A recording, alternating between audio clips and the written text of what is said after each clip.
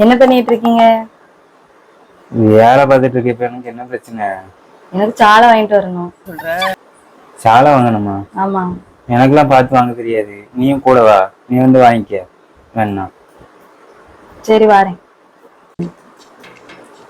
இவன் எதுக்கு சாலையை கேட்குறா? சாலையை வாங்கி இவன் என்ன பண்ண போறா?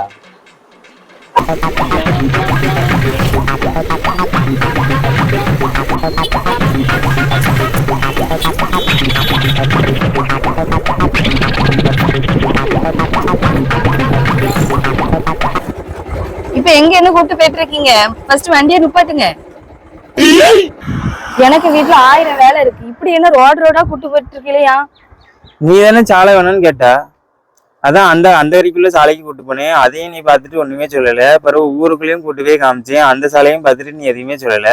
உனக்கு அப்ப பிடிக்கல போலன்னு நான் நினைச்சிட்டே இருந்தேன். சரி, எதையாவது பார்த்தா உனக்கு பிடிக்கும்னு சொல்லி இந்த பைபாஸ் ரோட்டுக்காக கூட்டு வந்தேன்னா இங்கேயும் நீ பார்த்துட்டு நீ அமைதியா வரா. உனக்கு என்னதான் வேணும்? நான் சாலைன்னா உங்கள்கிட்ட என்ன சொன்னேன்? சாலை மீனை தான் வாங்கிட்டு வர சொன்னேன். உங்களுக்கு சாலைக்கும் சாலை மீனுக்குள்ள வித்தியாசம் தெரியாதா? உங்க லொல்லுக்கு ஒரு அளவே இல்லாம போச்சு. முருகா, சண்முகா, சரவணா, வடிவேலா, ஆறுமுகா, கந்தா, குமரா, ஞான பண்டிதா, வாரத்துல 2 நாள் 5 ரூபா கர்ச்சனை தட்டு வாங்கி அர்ச்சனை பண்ற. என்னை இப்படி சோதனைக்கு ஆளாக்கிட்டே